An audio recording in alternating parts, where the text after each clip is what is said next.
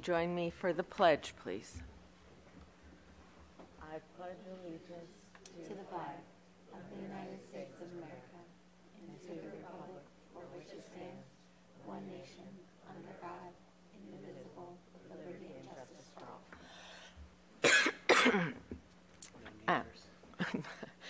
Could you do roll call, please, Ms. Navarez? Chair Longstreet. Here. Vice Chair Clark.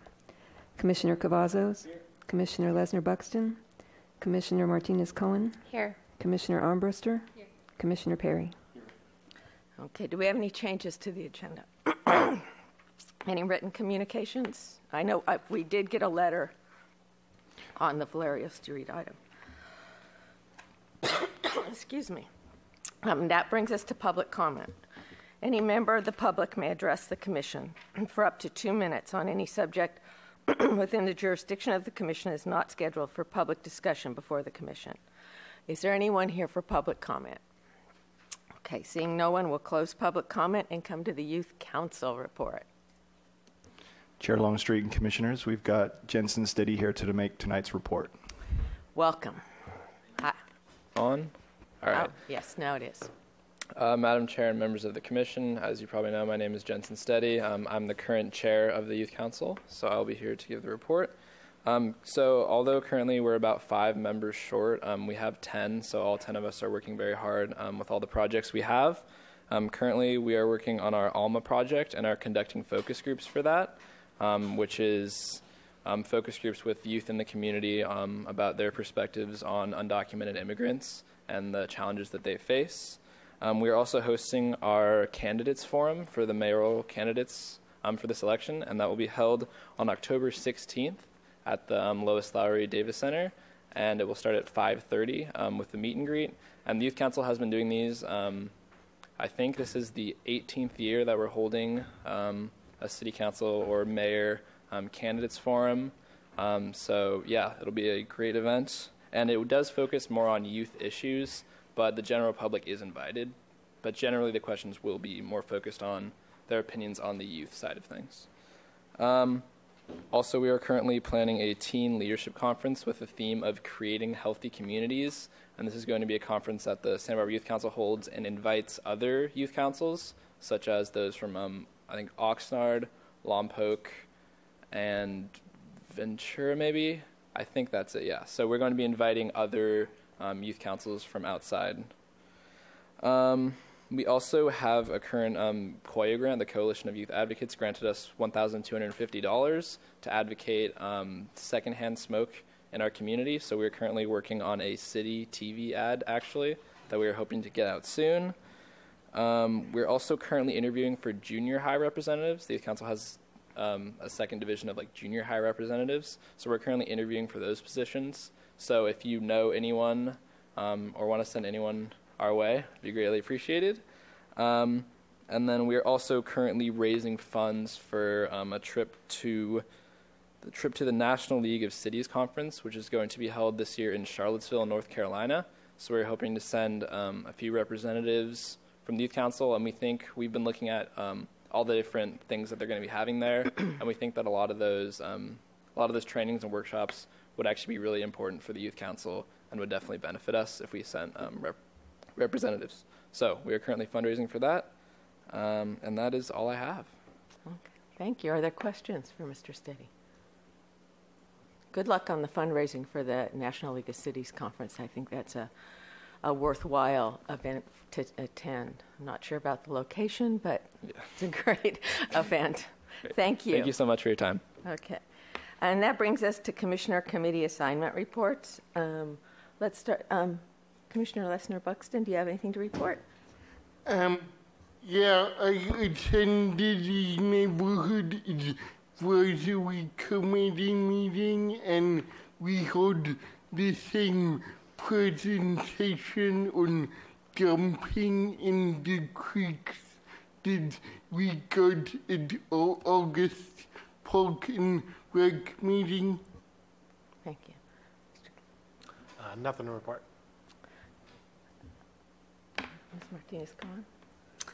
Yeah, I attended the Creeks Division meeting last week. It was a site visit of the Andre Clark Bird Refuge, which we're going to hear an update on that project today, so I won't say too much, but I did attend, and I'll make some comments at that time. Thank you. Ms. Armbruster? I was unable to attend the golf committee meeting this month, but we're having beautiful weather and everyone should go check out the golf course. It's looking beautiful. Thank you. Mr. Perry? I was able to attend the arts and crafts. It was an interesting evening. They are a very motivated group of people. I have a question. Did they discuss how things are going now that all the construction is completed pretty much down there? That was a part of the conversation. They have not seen any realization from the completion yet. They're still looking at low numbers. Okay. Thank you. I would think there'd be a party in order. They've had so much construction, and it's been such a disruption. Thank you. I attended the Neighborhood Advisory Council meeting also with Commissioner Lesnar Buxton, and Monday I attended the semi-annual commission chair and vice chair meeting, and the meeting was pretty poorly attended. It was at the library, and it was quite interesting because our whole library system is facing some changes, and these are county-wide changes, and they involve finances and funding sources, and it was a very interesting meeting, and I think all of us as residents of the city need to keep an eye on it and see how things are going to go in the future, because our library is a wonderful resource for the entire community. So I would keep an eye on the next budget rounds and the talks between the county and the city, and they're doing a feasibility study on the funding.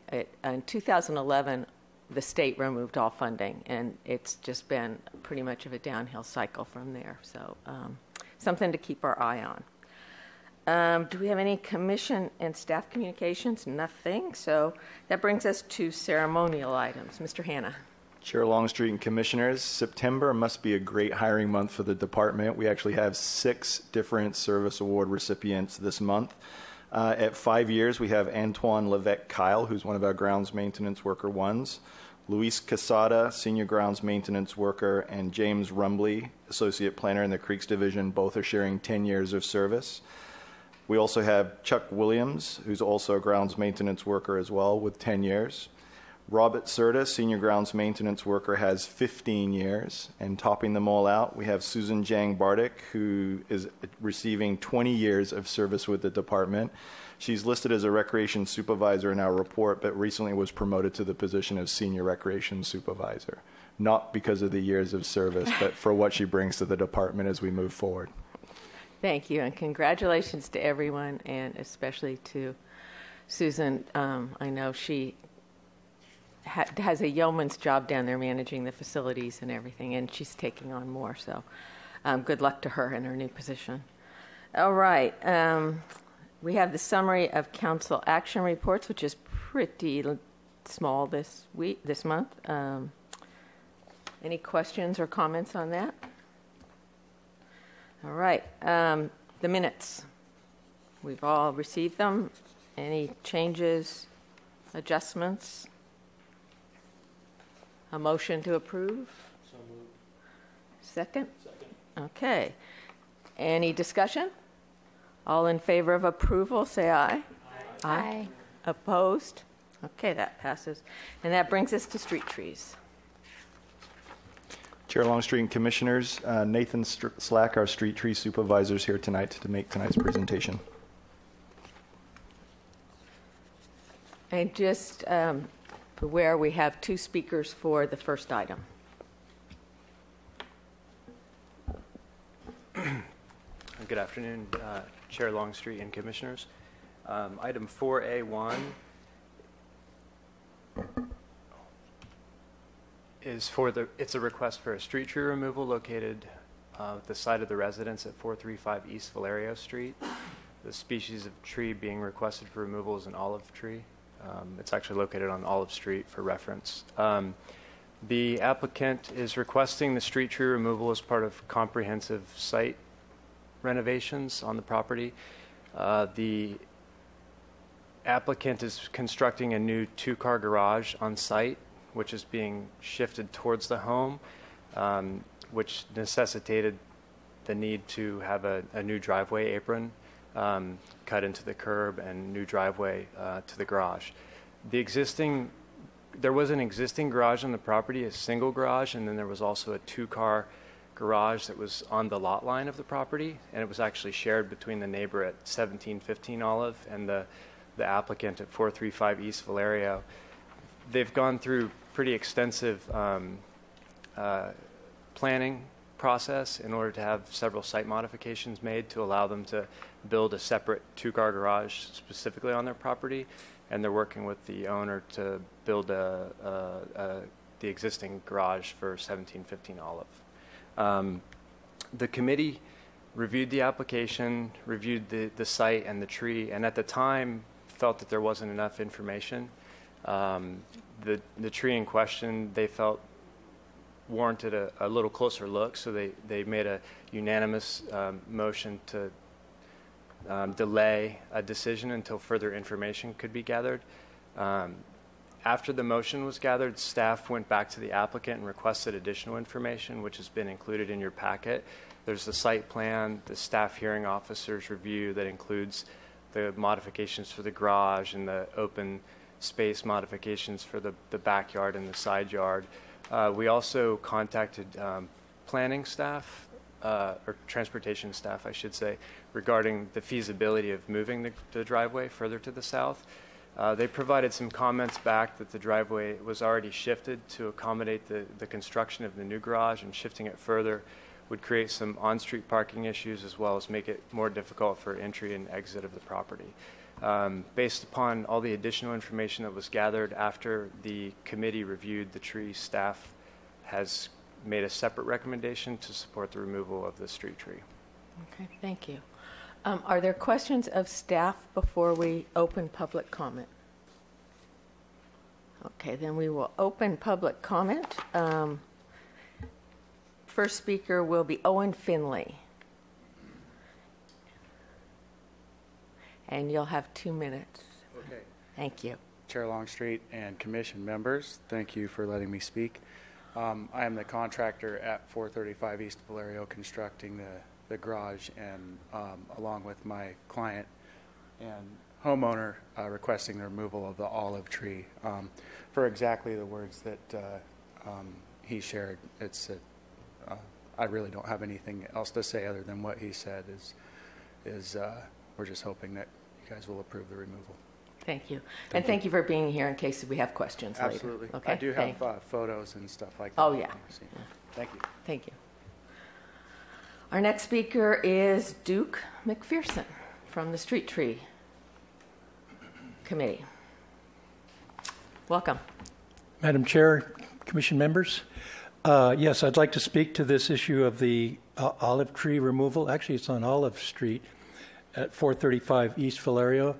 Our group, the Street Tree Committee, was pretty upset that a tree of this stature and history is threatened for removal. However, I have to say I went back to the site and met with Owen and went over the details. It really helped me more than even the plans that were attached in the email sent through. I guess it just has to go. That's my feeling, personal feeling. I'm not representing the advisory committee. There's quite a bit of separate opinion on that.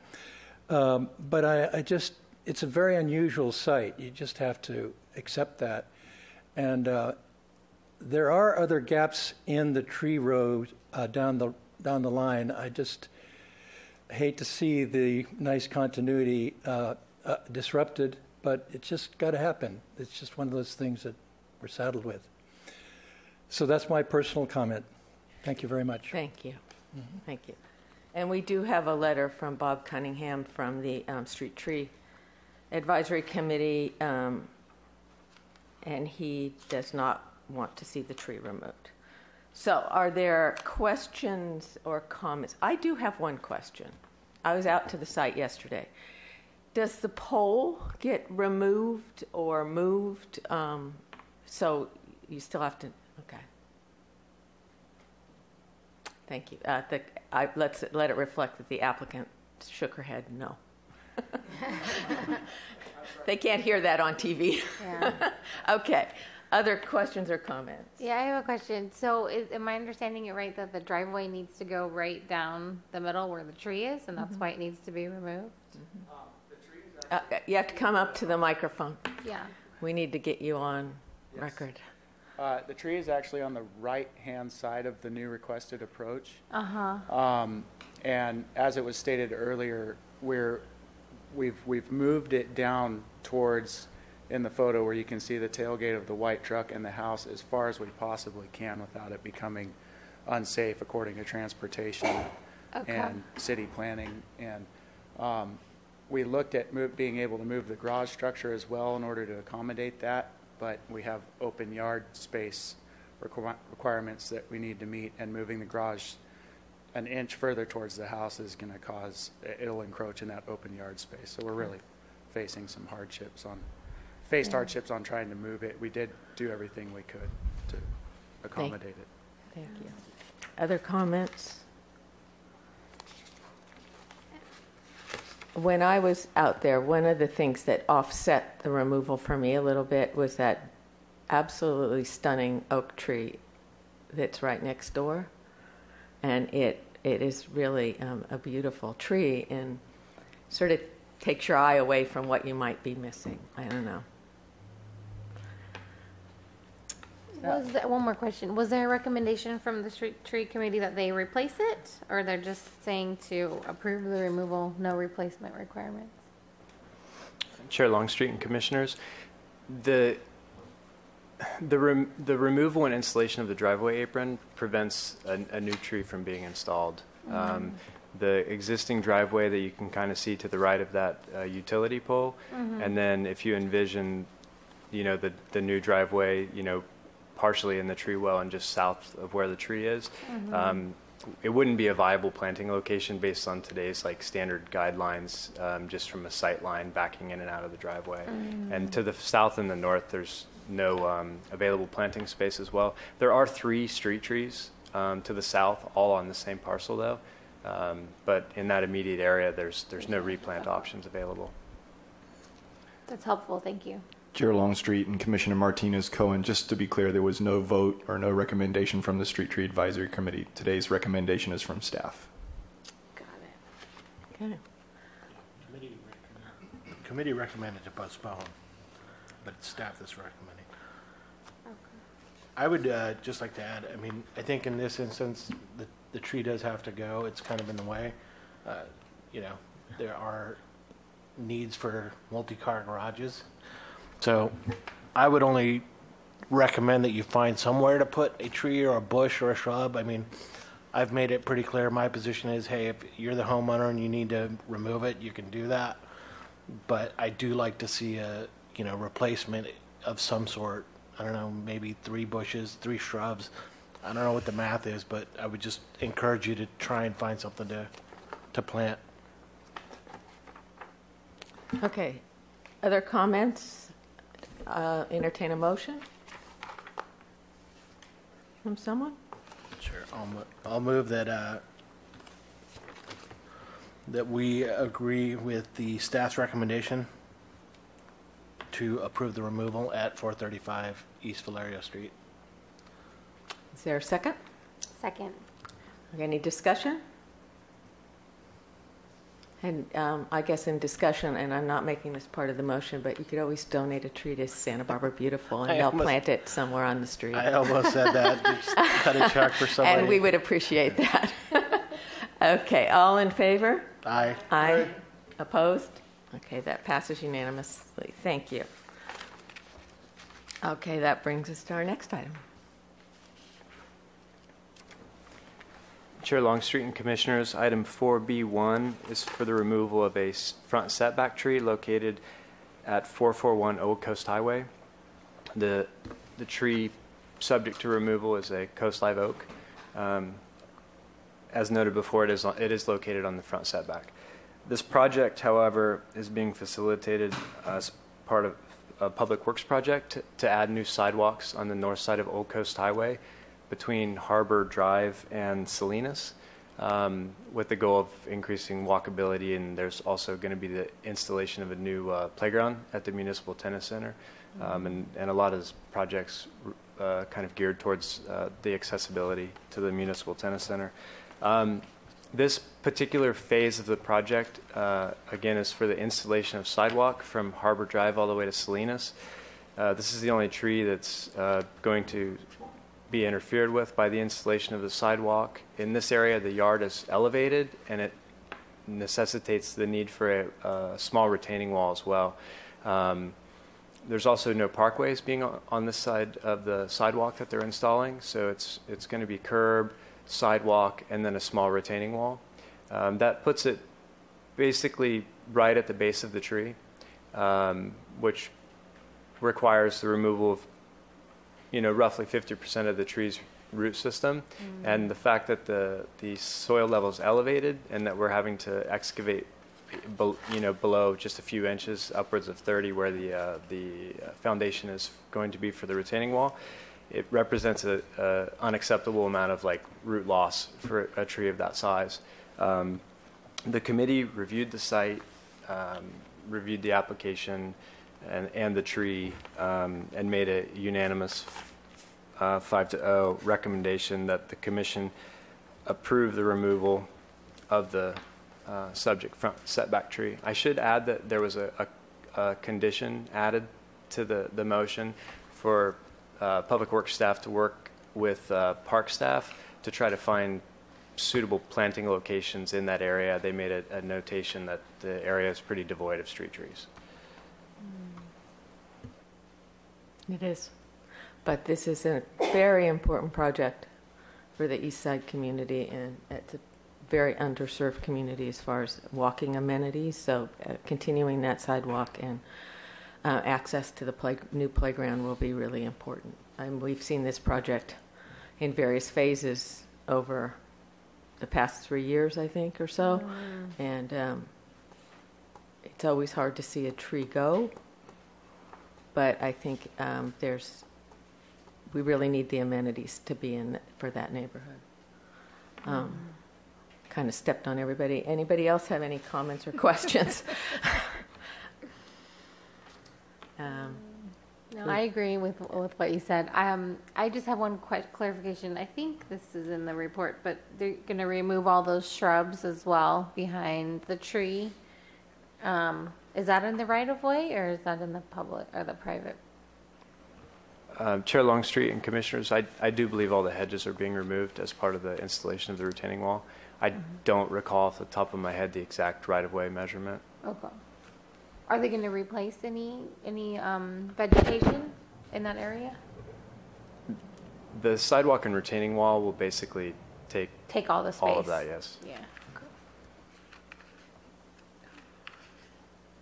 Okay. Thank you. Other questions? Do I hear a motion on this item? I'll make a motion to approve. Okay, so we're going to concur with the Street Removal. Tree Advisory recommendation for 441 Old Coast Highway. Second? That includes with the added condition? To look for street trees? Yes. Yeah. Yes, it does. Okay. Okay. Any other discussion? All in favor? Aye. Aye. Opposed? Okay, that passes unanimously. Thank you. Now we're to Skyline Circle. Chair Longstreet and Commissioners, item 4B2 is a request to remove a front setback tree located at 69 Skyline Circle. The subject tree is a multi-stem Victorian box. The applicant has requested removal, stating that the tree it's been planted in a small space and has now grown too large for the size, that it's grown distressed or unhealthy over subsequent years of drought. And they've also made a note to us that they had an arborist look at it, and they also suggested removal for the tree. It should be noted that the applicant did state that they had no intention on replacing the tree. The committee reviewed the application, reviewed the site as well as the tree, and made a motion with a 4-to-1 vote to conditionally approve the removal of the subject tree with the condition that the applicant replace the tree that's being removed with a new tree that can achieve a total mature height of 12 feet. Okay. And was the applicant made aware of that recommendation? I believe so. Okay, thank you. Questions or comments for staff? Any questions? Any discussion? A motion then? I'll make a motion to agree with the committee for removal of the tree at 69 Skyline Circle with the replacement of a tree that can achieve up to 12 feet in height. Okay. Is there a second? Second. All righty. Any discussion? All in favor? Aye. Opposed? That passes unanimously. And now to Constance Avenue. Chair Longstreet and Commissioners, item 4C1 is for the removal, or it's the request for the removal of 2 front setback trees at 200 East Constance Avenue. One of the trees is a green wattle acacia, and the other one is a poplar species. The green wattle, the applicant stated, was in a pretty consistent state of decline and has been for several years.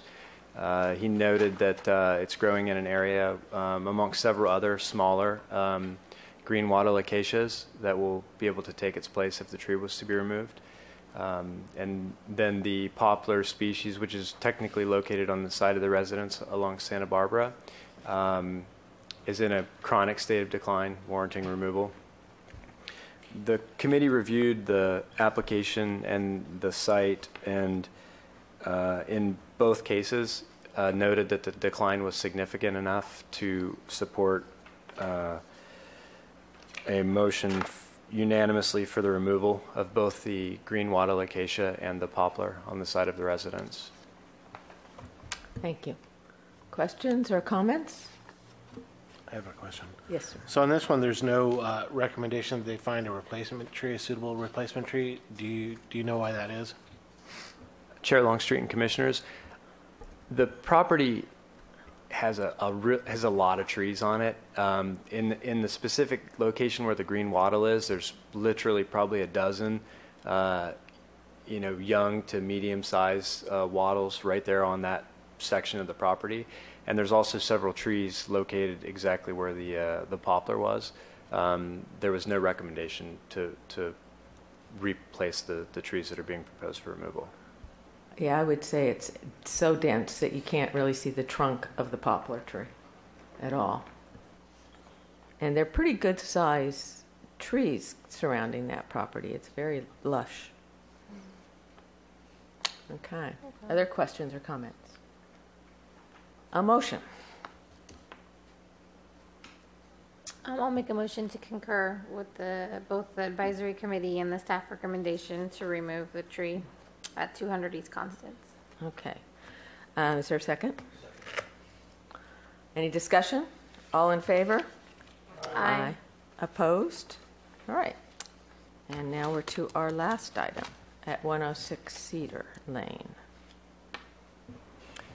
Chair Longstreet and Commissioners, item 4D1 is the request for the removal of a front setback tree located at 106 Cedar Lane.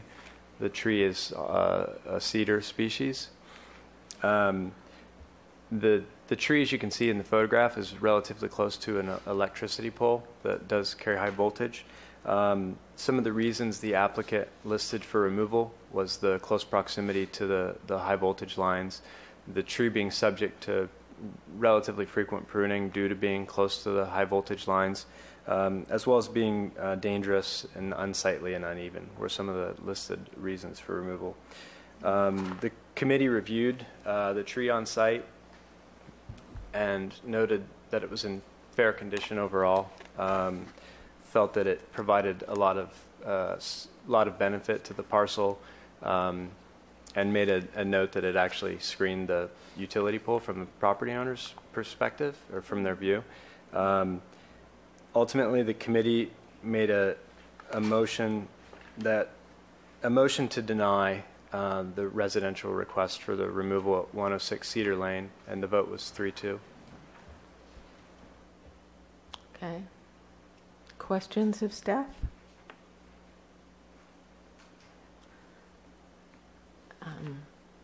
Comments? It does screen the pole pretty well, and it isn't the worst Edison pruning up there when you drive the area, that's for sure.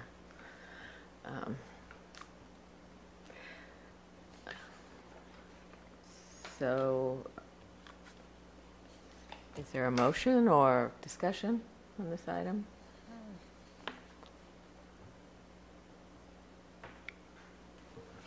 Madam Chair, I do have a question. Yes, Mr. Perry. The three who voted in favor of leaving the tree, what was their point of argument? Chair Longstreet and Commissioners, I think that the majority members just felt that there wasn't solid foundation for removal. While the tree is subject to the pruning from the utility provider, it is pretty minimal in comparison to what some trees can be subject to, since it's off to the side. And overall, the condition of the trees, and it's in good condition really for a cedar, which is pretty rare these days, especially in Santa Barbara. And those were the primary reasons. Yes, Mr. Cavazos. So were they to replace it with the live oak, about how long would it take to get a proper canopy on that yard? Chair Longstreet and Commissioners, so yeah, I neglected to mention that they did offer to make a replacement tree if this tree was approved for removal, which is in the packet. There's actually a small oak adjacent to the cedar tree that's kind of directly located underneath the utility lines. They proposed planting an oak tree kind of off-site, still on their parcel, but up towards the corner of the parcel, further to the north. It's a 30-year investment probably to see an oak tree of that size.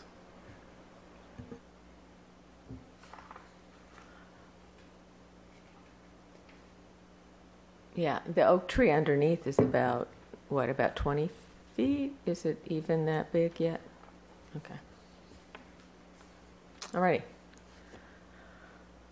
A motion or further discussion? Where does everybody sit? It's not often we have this big a split on the Street Tree Advisory Committee themselves. So,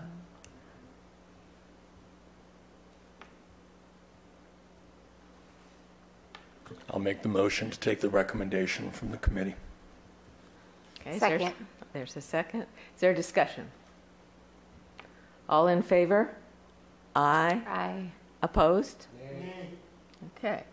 So we come down 4-2 for removal. So thank you very much. And any decision made by this body is appealable within 10 days to the City Council. So that concludes our trees. And we are now to administrative and staff reports, the director's report. Chair But so we're not really done with trees, are we? No. Chair Longstreet and Commissioners, I think everybody here is aware of the microburst storm event that occurred on September 3rd, which is Labor Day weekend. It was really centered immediately in the beachfront, the Funk Zone area, isolated portions of the west side, and segments of the Mesa area. As you can imagine, this department played a significant role in the cleanup from the storm damage, working with other departments, the impact it had to our parks, our forestry services, and in some cases, life safety.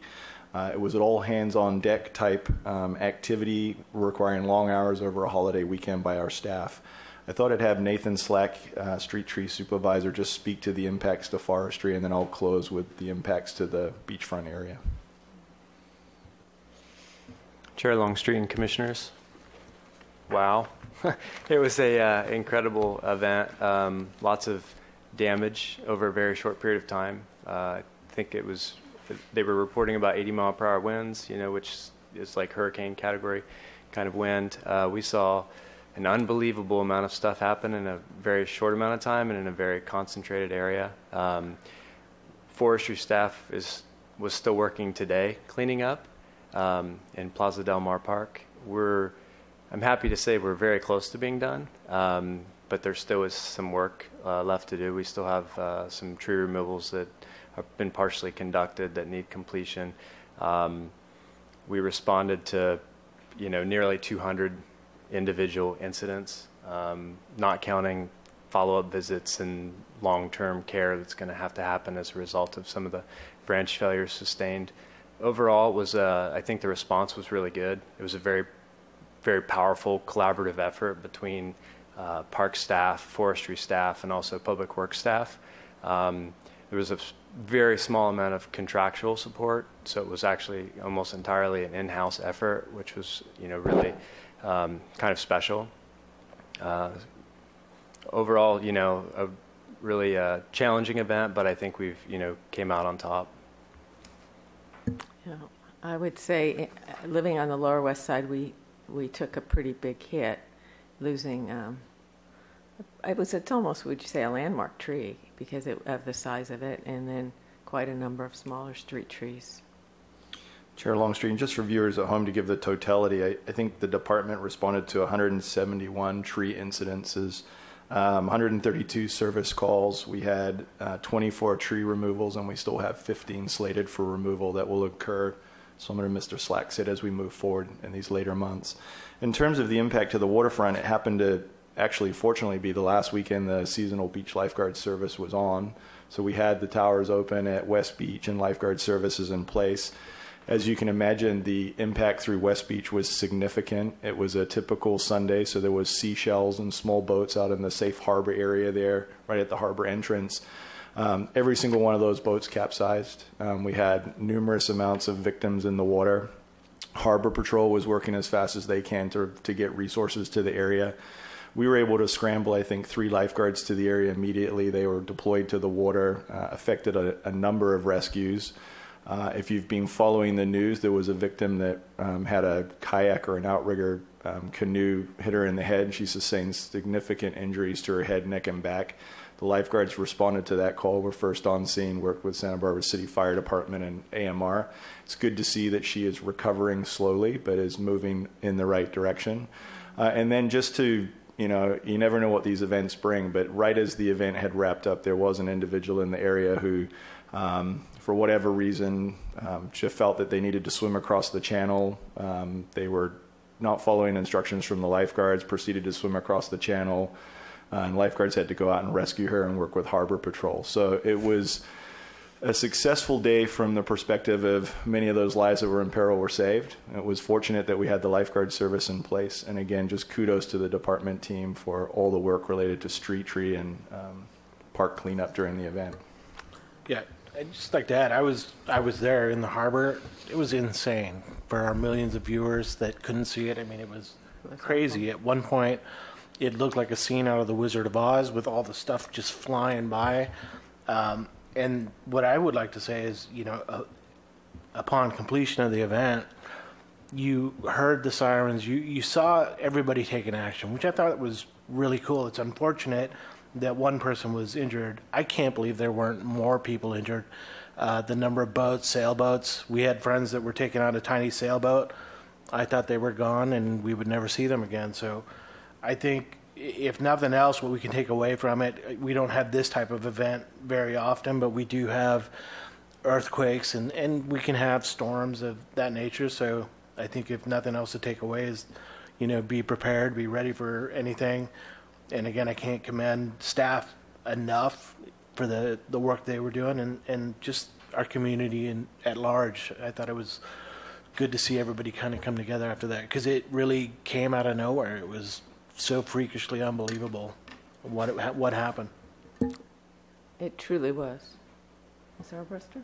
Yeah, I'll just echo that that you guys did a great job responding to it, and it was a lot of work, and I appreciate everything that went into it. I do have a question about the trees that have been removed and that are slated for removal and what the replacement looks like for those. Chair Longstreet and Commissioners, the city still has a drought declaration in place, so replacement is off it's on hold until the drought restrictions are lifted. So the trees will be removed, stump ground, the sites will be retained, and we'll keep the data so that they can be replanted in the future. But until the drought restrictions lifted, we're not planting any new street trees. Any other question? I have a question about the Moreton Bay fig. The area that sustained the most damage is the area that, was it 20 years ago we got the Moreton Bay fig report? It's the area we have the most growth problems with, under the asphalt, the roots are under the asphalt and stuff. What's the future of our Moreton Bay fig? Chair Longstreet and Commissioners,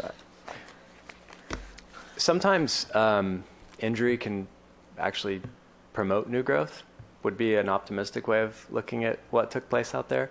Staff spent nearly 2 days cleaning branches out of the canopy of that tree.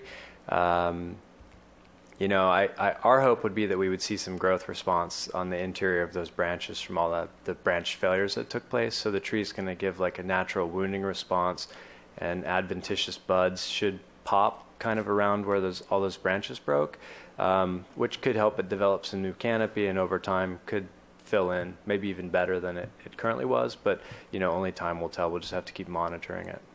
Yes, because you look at it from the train tracks angle and things don't look so bad, but when you're driving down Montecito Street, you really see the big loss, the big branch loss in there.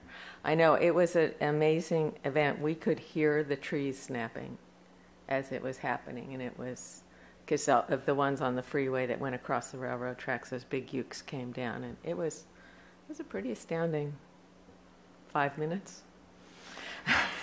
Chair Longstreet and Commissioners, also contained in your report, this month in November we celebrate National Public Lands Day. So I just wanted to speak to that a little bit. It's held annually every year in late September. It's one of the largest events in the nation, bringing together volunteers, both individuals and organized groups, to restore and enhance trails.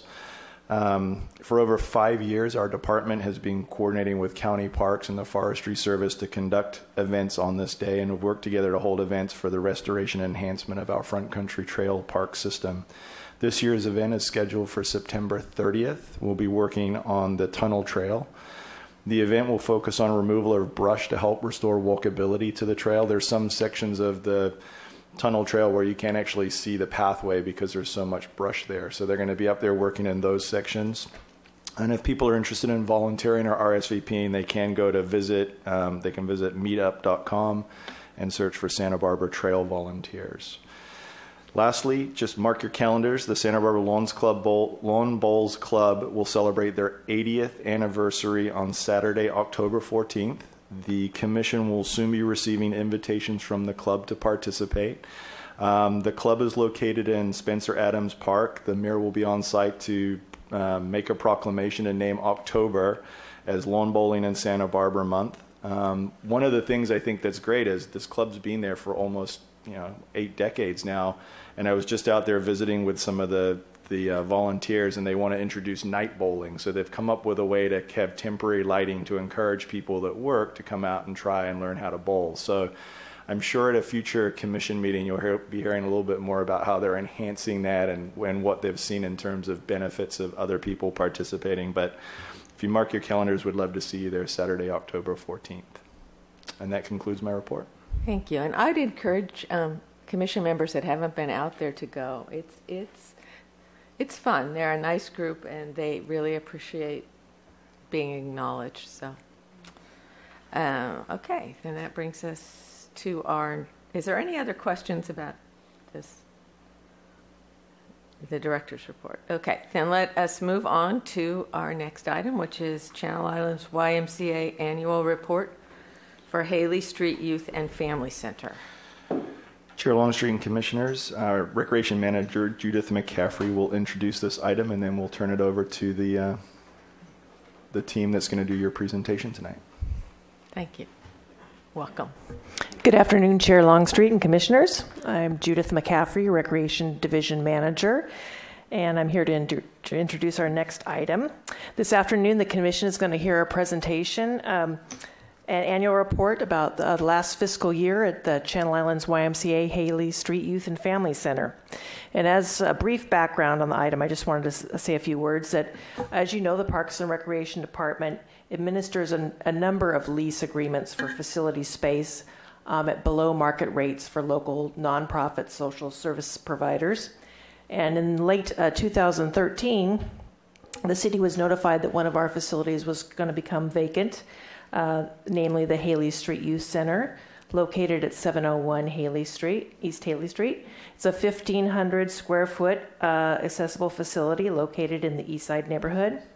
It was a department priority, of course, at that time that we would bring in another youth provider. So we sought proposals, and after a selection and interview process, we chose the Channel Islands YMCA. And 3 years have passed. We recently renewed their lease for another 3 years. We're just really excited about what they're doing there. So I'm happy to say that this afternoon we're joined by Craig Prentice, the Executive Director of the Santa Barbara Family YMCA, and Will Vasquez, the Membership Services and Outreach Specialist from the Haley Street Youth Center. Welcome. Thank you very much. Again, my name is Craig Prentice, and I'm the Executive Director at the Santa Barbara YMCA. And although we've been involved in this for 3 years, our Santa Barbara YMCA has been in Santa Barbara for 127 years. It's been very exciting the past 3 years discovering how we can better serve the east side of Santa Barbara. Perfect. To start off with the mission of our YMCA, the Channel Islands YMCA is a charitable organization providing programs based on Christian principles to men, women, and children of all ages, races, religious belief, and economic status to develop an enriched spirit, mind, and body, and has been since 1844 when the YMCA was established in Europe, in England. Our Haley Street focus, the focus has been really on how we serve our youth and our families on the east side. Some of our programs consist of after-school tutoring, our computer lab, our summer camp program, affordable fitness classes, the mobile cafe project, Get Up and Get Out, and our youth sports programs. We do have a lot of collaborations that we have participated in the past three. Two that I'd like to highlight is Cox Communication. We are able to secure a grant for our computers and our Wi-Fi, so we have a computer lab for the kids on the east side. The other one, just this past summer at Ortega Park, we were able to secure some time, and actually Will was lifeguard certified, and we were able to provide an opportunity for our kids to swim at Ortega Park. And I believe next year we have plans in actually providing lessons out there at Ortega Park for the community. Our fees are obviously subsidized through the Santa Barbara YMCA to make it affordable for the community. We have 4 categories of memberships: family, teen, individual teens, adult, single, and 2-person family. And as you can see, we do have a small joining fee and a monthly fee with that. Our success overall, we started in 2014. We opened our doors.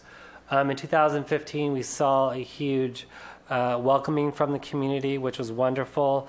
We had about 160 participants at Haley Street. We did see a dip between 2015 and 2016. And a lot of that, our director at that time went out on maternity leave, and having that vacant, we really saw the switch, and it took us a while to find Will to come in and really get us stabilized again. And we're now starting to see that growth. We're about 130 to 131, depending on the day of who signs up and who cancels, in 2017. The majority of our membership, so 53% are what we call family members. So that's contributes to kids and their parents. 37% single adults, and 7% just individual teens that are at our facility. This summer, we had a wonderful opportunity. We have spent, as I said, in the past 3 years, it's a lot of trial and error. We're trying to figure out what are the best programs serving the east side. We've had a lot of success in developing some of our fitness classes, our yoga classes, our Zumba classes. We're getting more community members coming in. The one area that we've been struggling at is in summer camp, and Will's first summer with us was able to really get that off the ground, and I'm going to have Will talk a little bit about the summer camp. Good afternoon. Our summer camp consisted of arts and crafts, sports recreation, aquatics, and also meditation with our computer workshops as well. Really, it was all about finding affordable summer camp programs for the residents of the East Side. As you can see, we went to local field trips like the Moxie Museum. We had workshops with the computer lab, thanks to Cox Communications. And it really helped us a lot with the kids and developing them. We had team fitness as well with personal trainers, making sure that they're using the equipment properly, with and also arts and crafts.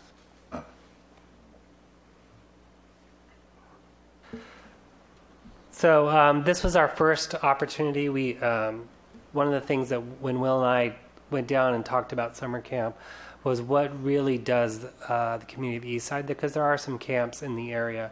And our philosophy this year was we were going to be more of a drop-in, and we reduced the fees quite a bit. I think it was $10 if they were a member to come in. And we provided the service for them. And we felt it was, for our first time, a great success for summer camp with that. Finally, the other exciting thing on my part, because it's been there since I've gotten to the Santa Barbara Y, is our Haley Street mural project. We were awarded a grant, and we found an artist, and it has done a wonder for our facility, and the community has really embraced this project. Matt Rodriguez is the artist, and he worked with the kids so that he got to help design it and paint the project. If you can look at it, it's not the best picture, but if you can look at it, it does talk about the history of Santa Barbara. You can see actually Santa Barbara is written in there down below if you don't see that before. It does have the islands in the background. It does pay homage to the Chumash. And believe it or not, in there you can see a YMCA with the Y to the left of the boats and the M where the mountains are, the sea, and then the A on the top to the right. But we had a grand opening, a reveal 2 weeks ago, and we've had nothing but wonderful compliments. Really a great project, and it was great for the community. We had a bunch of neighbors come out for the reveal, and really appreciate what that has done for that space.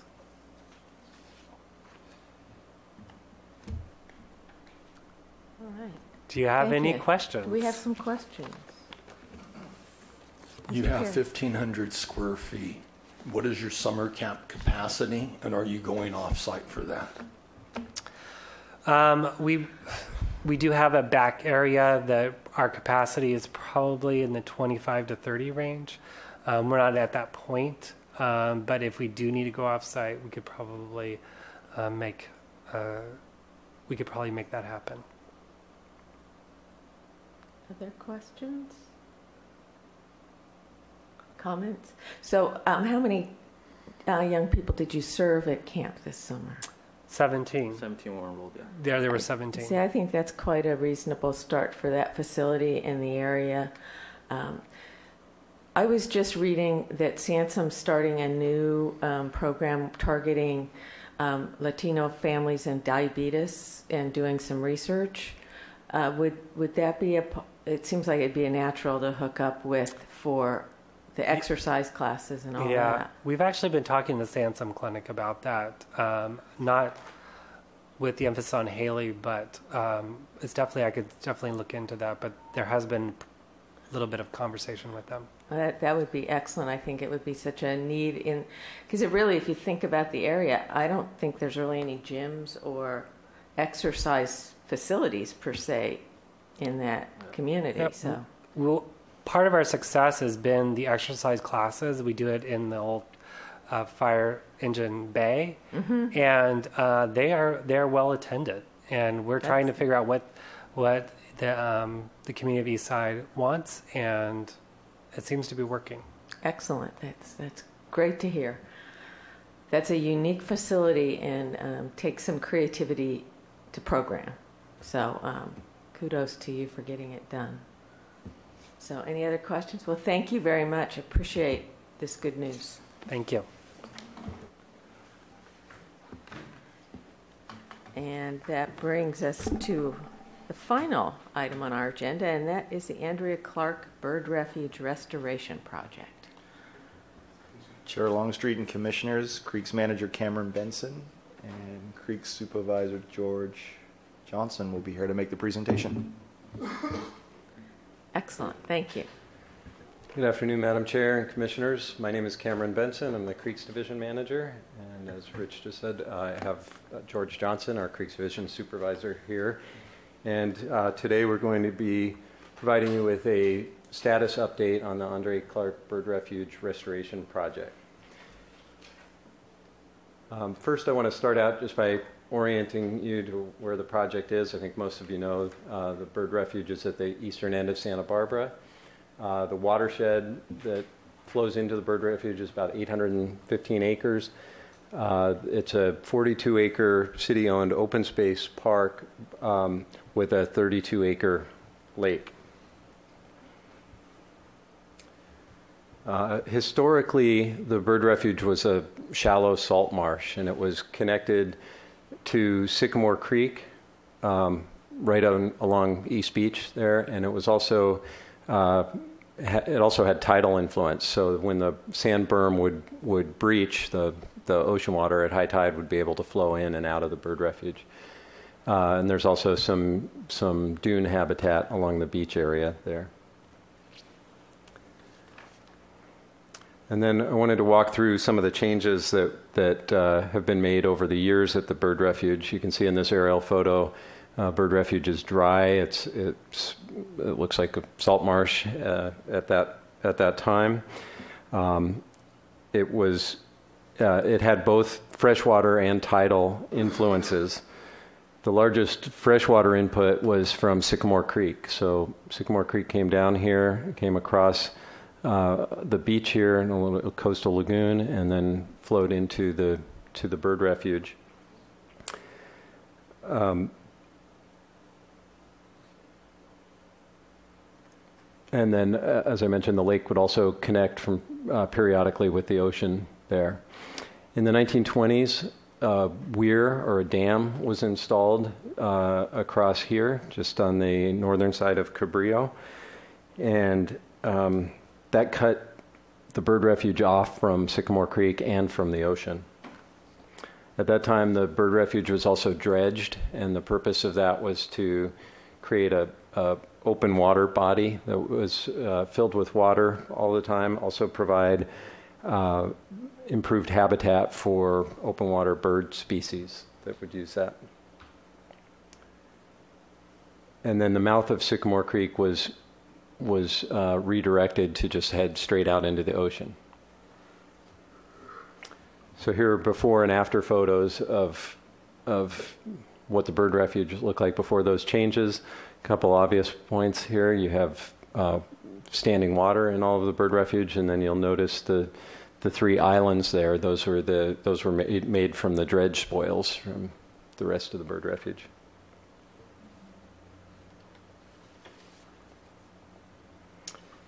So almost immediately after those changes were made, the bird refuge started experiencing water quality problems and odor problems. So here's a quote from a 1933 meeting of the Board of Park Commissioners. This is from the minutes, and it's identifying strategies that have been used to try to eliminate the odor existing at the bird refuge. So 85 years ago, the minutes were talking about this issue, and here we are today still talking about it and what we might be able to do to improve things there. So our current conditions at the bird refuge, a lot of people don't know this. The bird refuge is really shallow. It's anywhere from 2 to 5 feet, but on average about 3 feet deep. It has really high nutrients from the runoff of all the areas around it. We have a lot of urban, suburban uses around there. The sediments have really high nutrient content. There's limited flushing, so since the weir was installed, there's just no ability for water to get in and out of the bird refuge. So we have a very shallow, high nutrient laden, stagnant lake. The water quality impacts of that are very low dissolved oxygen. The habitat value is reduced as a result of that, and then people are familiar with the odor events that we have there, sometimes very significant. So we've been working to come up with potential solutions to those problems, and the goals of a future restoration project would be to decrease those odor events, to improve the water quality, and that includes the dissolved oxygen levels, nutrient levels, clarity, so forth, to improve our bird and aquatic habitat, improve the aesthetics, maintain or improve our existing flood protection. We have some flooding issues around the bird refuge, particularly along Cabrillo Boulevard, and to do that in the most cost-effective way we can. So the Creeks Division staff developed a range of potential alternatives for restoration, and they include a number of different strategies, including dredging and filling. How do we flush the bird refuge more frequently? We looked at probiotics, supplemental water supplies, and hydrologic restoration, and came up with a range of alternatives. We presented that to City Council, and City Council directed the Creeks Division staff to move forward with 3 of those alternatives. So I want to discuss those in a little more in depth. And by the way, this is a photo here of the weir. So this is what it looks like from the other side, and it's essentially a concrete dam across what would be the mouth of the bird refuge and go out to under Cabrillo and to the beach. So the first of the 3 alternatives we were asked to look at was just the status quo. What happens if we don't do anything? And so that would include no physical changes. We would keep the weir in place there, and we would expect we would continue to have poor water quality, degraded habitat. We also have some sediment deposition coming into the bird refuge. So over some period of time, it would probably take approximately 100 years that we would expect the bird refuge to come close to filling, or at least filling itself to the level that it was before it was dredged. And the cost of this alternative is no additional cost to the city. So not a lot of benefits, but not a lot of costs either. The second alternative we looked at was to remove the weir gate, and the intention here is to try to increase the possibility or frequency of flushing the bird refuge. So the first step would be to remove that weir and the weir entirely. We would put some kind of screen over that opening to prevent the pipes, the culverts under Cabrillo from getting clogged with debris during storms. And then to do some dune restoration on the beach side of Cabrillo. And the purpose of the dune restoration is to improve dune habitat there, but also to narrow this opening for a longer distance. And that would allow for opportunities when we have a storm and the bird refuge is flushing.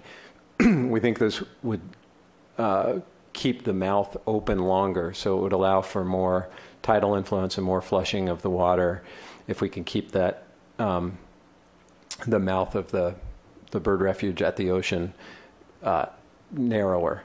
What happens now is as this fills up, you have a beach berm right here, and the water tends to start filling up and pooling on the volleyball courts and also back in this area. So if we can build this up a little bit, it will allow for the water to get out to the ocean. So that would work to serve to increase the flushing frequency of the bird refuge. We do want to point out that it would also create a sort of an uncontrollable dynamic system. I mean, right now we have a weir in place that holds all the water in there and keeps it as open water. If all we have is a sand berm here, it's going to open and then it will close naturally. But depending on the way the storm comes and the water replenishes, we may have long periods of time with no water in the bird refuge, and it would have tidal influence during that period, but there could be long periods of time without water, standing water, and also that under this alternative we would expect to see continued sediment deposition into the bird refuge from the rest of the watershed. And then the third alternative is a little more extensive. Oh, by the way, alternative 2 estimated cost is about $1 million, and that's for design, permitting, environmental review, and construction associated with that project. Alternative 3 is quite a bit more elaborate. I'll start with the beach side of the project, and that's basically what you saw before. So it would be that same dune restoration for the same purposes. One difference with this alternative is that we would also try to permit periodic breaching of the berm, both to allow to prevent flooding, to allow the lake to flush, and also to allow high tide waters to get into the bird refuge to create additional flushing. But it's very different on the north side of Cabrillo. We would still remove the weir completely, but this alternative includes some dredging the bird refuge, basically dredging this channel that you see. It almost looks like a road. And it's, I think, a 30-foot wide channel, and that would be deeper and provide some remaining aquatic habitat, and that would stay wet all the time. It would also allow water to come in and out of the bird refuge, and then we would have all that dredged material to dispose of. So we have a few options to do that. One of the options that we looked at, or one of the possibilities we looked at, was can that be deposited on the beach as additional beach sand? And the answer was no. It's a really silty, it's a really fine silty material. So it either has to be used on site or it would be trucked to a landfill. So we were looking at ways to utilize that material on site and improve some of the wetland habitat and also improve some of the water quality. So what this is showing in the purple shaded area is the use of that dredged material that comes out of this channel, and it would be used to create a sloped sort of shoreline on the bird refuge. So as the water is evaporating, we'd have less surface water, so we'd have less area to be heating up and more rapidly evaporating, and we'd have more sort of shorebird habitat in these areas. Another component of this alternative is to essentially develop a dry weather treatment area. So over in this section, this is where water comes into the bird refuge all year round. There's a little bit of fresh water that comes in through a culvert under here, and it's. I went out there today to see if it was still flowing, and it is. Not a lot of water, but it's still flowing in. And again, that water is really high in nutrients. So we would have sort of a vegetated swale going through this area that would allow those plants to take up the nutrients, and we'd be able to remove some of those nutrients by managing the vegetation in there. The fill here would kind of create, this would be a little bit more of a freshwater or brackish water lake area back here. Compared to this, it would be more saline. By building out these two additional lobes here with the dredge material, it creates an opportunity to continue a loop trail around through the bird refuge. So right now, the multi-purpose pathway ends in the parking lot at this end of the bird refuge.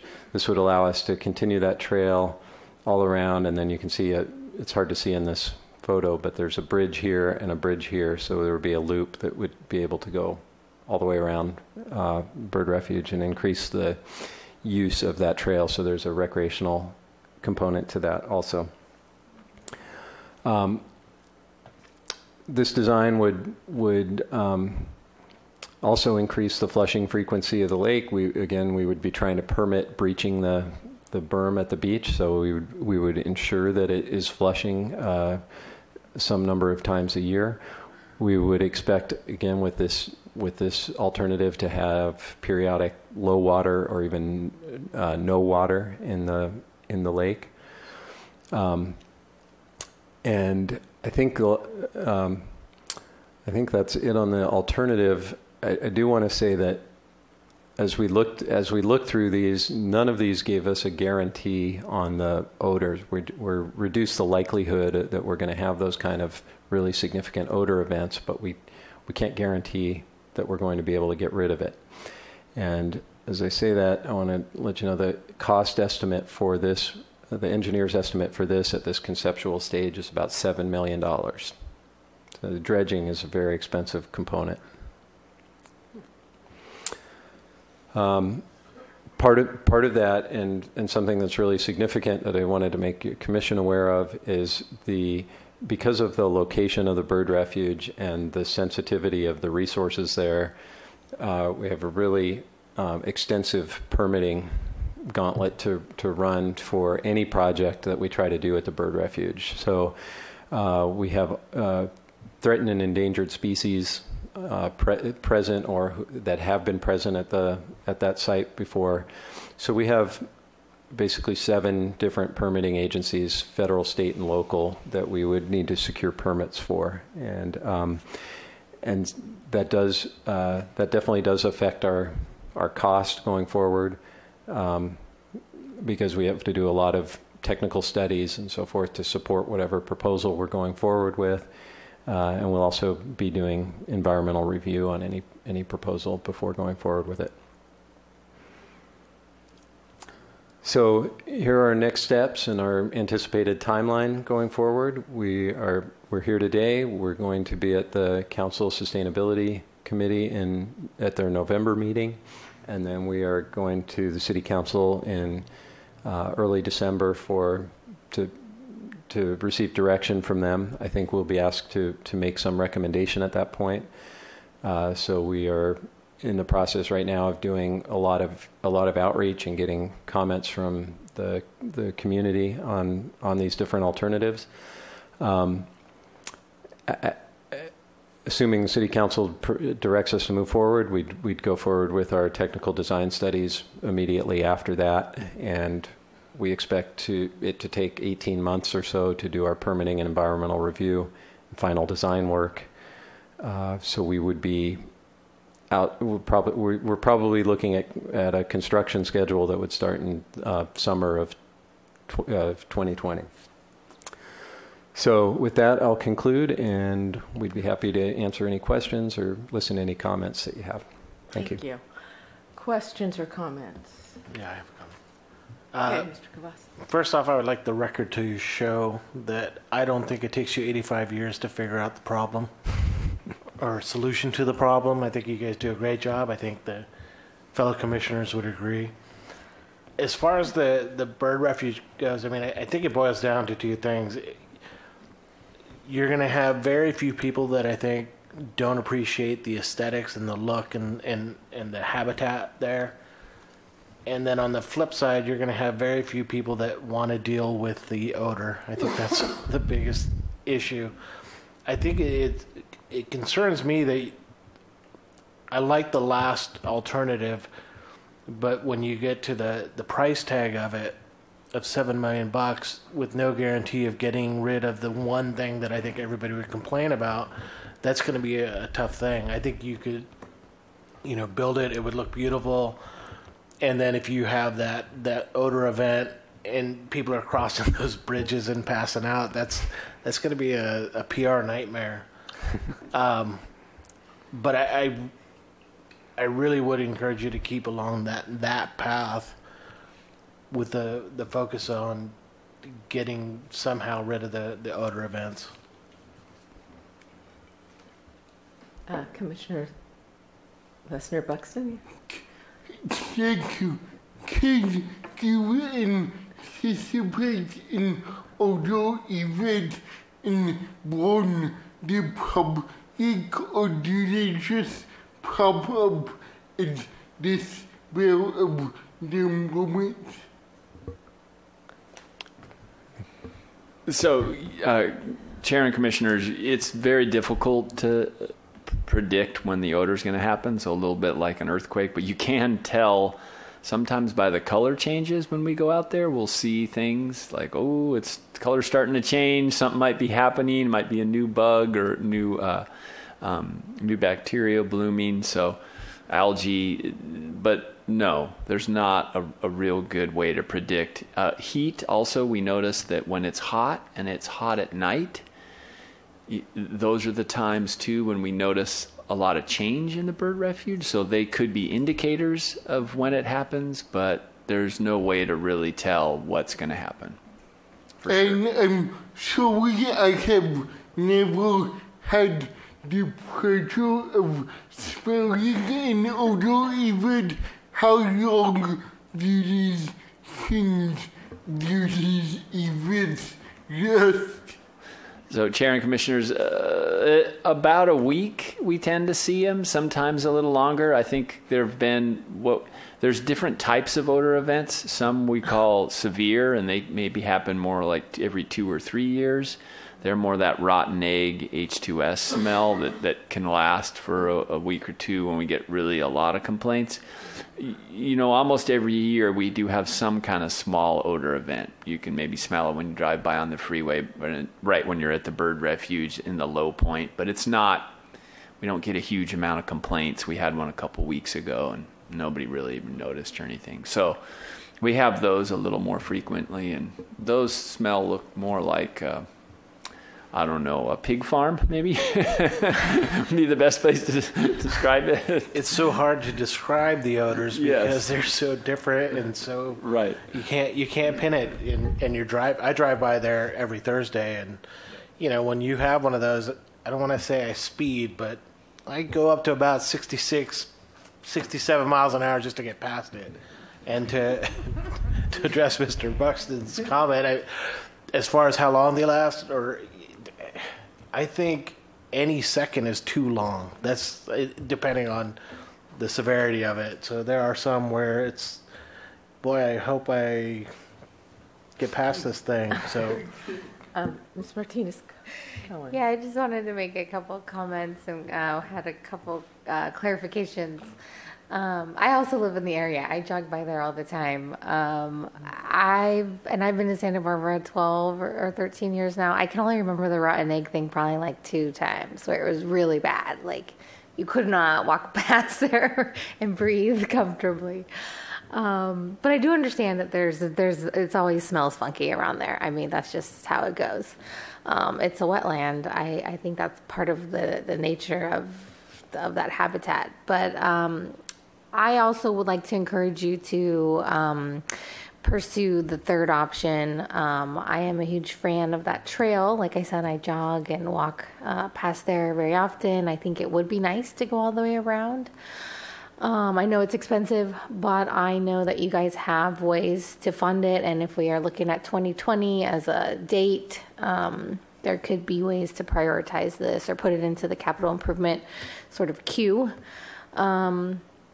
And I guess my one concern, I did attend that site visit just last week, and you had mentioned that potentially it could be dry like half of the year, and then right now you guys just elaborated more with that tunnel, the canal, I think you were talking about in the middle. So does that mean that sort of section would remain somewhat filled with water at all times, and the rest of it would be dry, but there still would be other habitat? I'm just curious what would it really look like?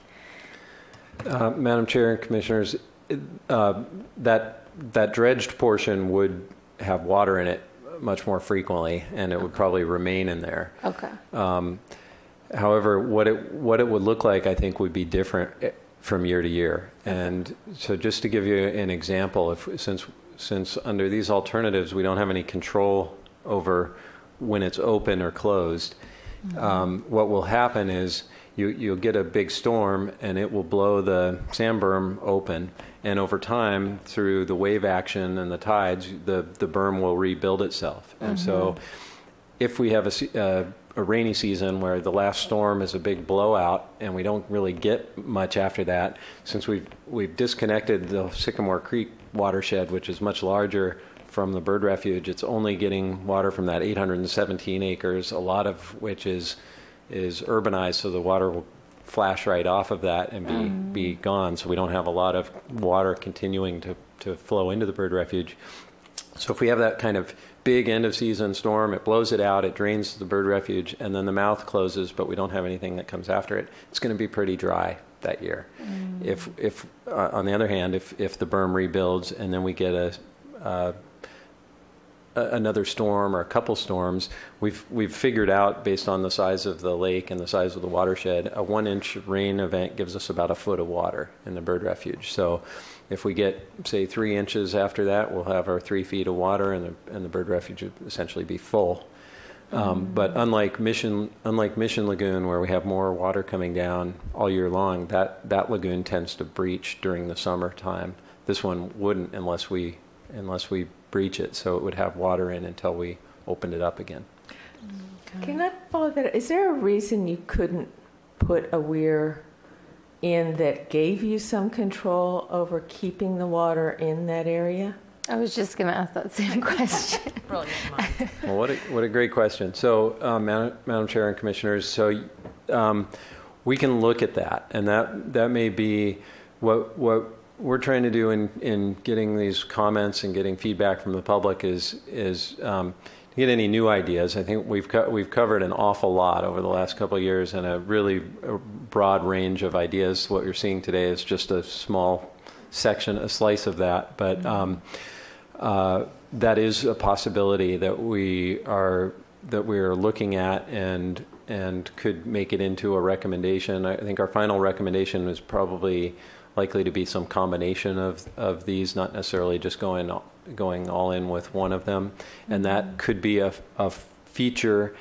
We don't know what the permitting agencies are going to have to say about that, but that could be a feature that would give us more control. It would also give us the ability to, if the city wasn't happy with how things turned out by removing the weir, we can close the gate again, and we'd be back to the status quo. So it is something we've looked at. There was a gate installed in the 1980s. It's fairly small, and it's very difficult to maintain that in a functioning way because of just being down by the ocean. It corrodes, and it's really difficult to get it to open and close. But there are new materials and technologies since the 1980s that we have looked at and can look at to see if that's a possibility. Okay. Ms. Armbruster? Question? Ms. Armbruster, and then you, Mr. Perry. Can you talk about alternatives 2 and 3 and how that would affect the wildlife if there was no water in there for an extended period of time? Chair and Commissioners, so it's very hard to predict that. I'll just say from the beginning, there's no, wildlife's a little hard to predict anyway, and our hope is that we're going to improve diversity of bird species that use the bird refuge. Right now, we have a lot of open water bird species like ducks, and we hope to get more shorebirds and more birds that can hunt some of the aquatic insects and maybe even some fish that might be able to survive in there if we can improve the dissolved oxygen. Because right now, dissolved oxygen gets so low, it kills pretty much everything. A few mosquito fish are able to survive. They gulp above the water to get air, but otherwise, there's not much in there in that way. And they also eat different kinds of bugs. Birds do at certain times. So having more oxygen allows them to survive a little better, or at least get more diverse bug population. And that will help out with the birds. And on the aquatic side, again, if we can get more dissolved oxygen, we can get more mixing. Actually, if we can get more ocean water in there, there's the potential for ocean water species to use it as a nursery too. When the mouth is breached. So we hope it will improve things, but again, there's no guarantee. We are doing some studies now on birds just to see what the existing conditions are. We'll do those for another year, I think, and then we'll be able to get a good feeling for how things might be able to change with the alternatives. And then we'll also have to do more studies, assuming we move forward to get permits on the status of some of the species. There are some endangered species like the tidewater goby and special status species like the southwestern pond turtle. We'll have to see what status is of those birds. I mean those organisms, and then kind of do some more study. And we hope by doing that we can get some more information as to what might be the impacts or how might things improve for those species and others that live there. Have you given any consideration to a collaborative with the zoo, your neighbor to the west?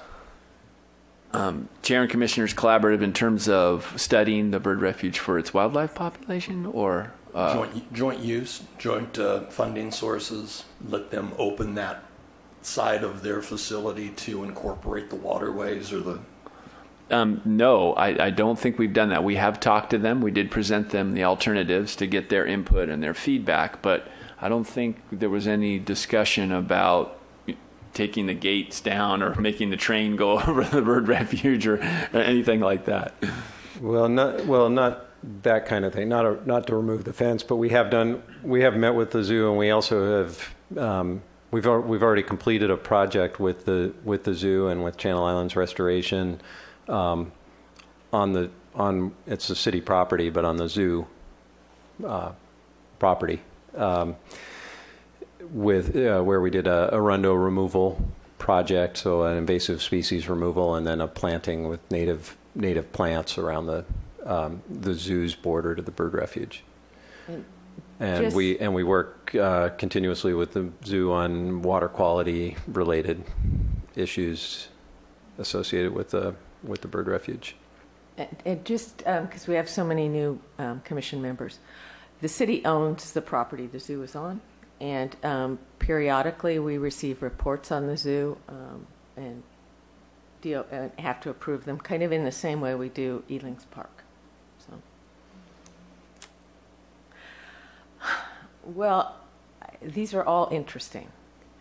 I think it'd be interesting to have the bird refuge have such a new look as that. I think that there'd be a lot of work up front for the community on that. But the fact that it would be more user-friendly and a better recreational facility is of interest. I think that's a real important aspect. I think more things are going to be happening down at that end of the beach, and the more attraction there is to the natural element, the better. I would really think that the weir gate, if there were a way to contain the water at some point, that it would make a huge difference into the use of it and the aesthetics of it. But it would be more available to the wildlife year round and possibly a little different. I'm curious about the breaching permits because of how long we've dealt with Mission Creek, and can you add that in? If we can get a breaching permit, can it run the whole length of the beach there? Because we see what those issues bring and what it does to water quality to have it just sit like that. So I think the main goals are not just the odor, but the water quality and the habitat is the main goal. I don't think that Alternative 1 actually comes with no cost. I think we spend a lot of money now. I know there's been years we've added water.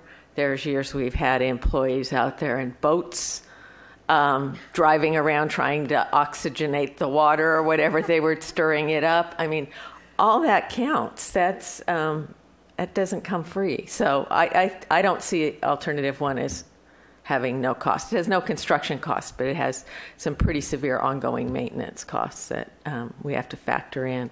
Plus the fact that when it smells, it's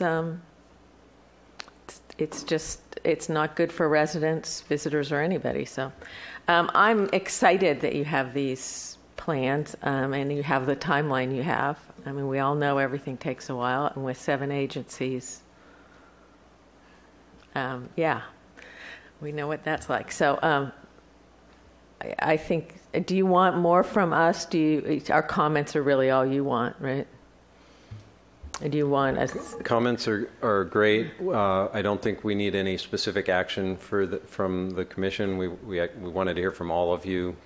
So hearing from all of you as individuals is good, and we've been taking notes. So I got that. Appreciate that. I think it's very exciting, and it's wonderful to finally be able to tackle it. Now, this is the first meeting we've had where we haven't had a representative from the Clark estate.